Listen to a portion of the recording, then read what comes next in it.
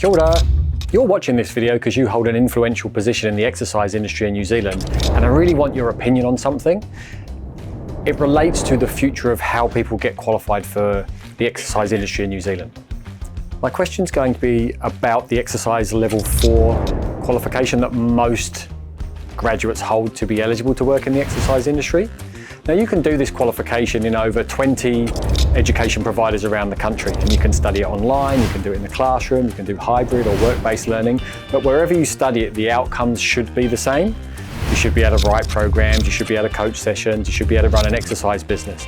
And we reviewed that qualification, and there's nothing wrong with the graduate profile outcome statements, but the problem is how the qualification is being taught, and more particularly what skills are being assessed.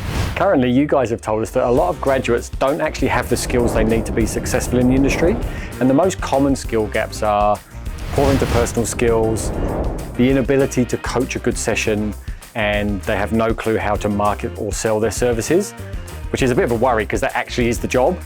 So I think it's become a bit too academic and not practical enough to give graduates the skills they need to be successful in the industry. So we're going to ask you your opinion on something to do with how that qualification is delivered and assessed. What we've created is 5 new building blocks or skill standards that go into that level 4 qualification that kind of prescribe how the learners are going to be assessed to prove they're competent enough to earn the qualification and therefore be industry ready. So we asked a range of hiring managers how industry ready current graduates are on a scale of 1 to 10, and they told us they're only 5 out of 10 prepared to actually be successful in the industry.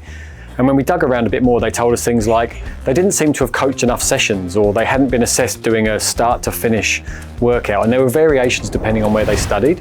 So these building blocks or skill standards that we've created, if they're embedded into the qualification, will actually address that. They'll stipulate how many sessions a trainer will need to have done, how many programs they will need to have written, how many fitness assessments they will need to have done.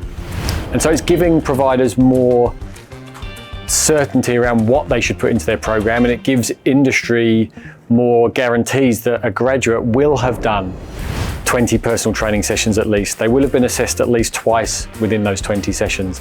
They will have written at least 5 programs for 5 different goals. So we're actually saying, these are the skills you need in the job, and this is what the training is going to look like to match those skills. That's really what we're asking. So the question I have for you, and this is where I need industry endorsement, do you think it's a good idea to make these new skill standards compulsory for all providers within the exercise level 4 qualification? There's going to be even more detail in the body of the email. So have a read through and see what we're actually asking our graduates to do.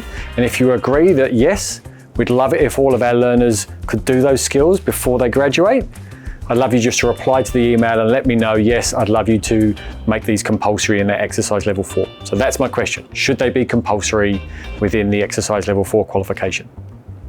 Thanks for listening.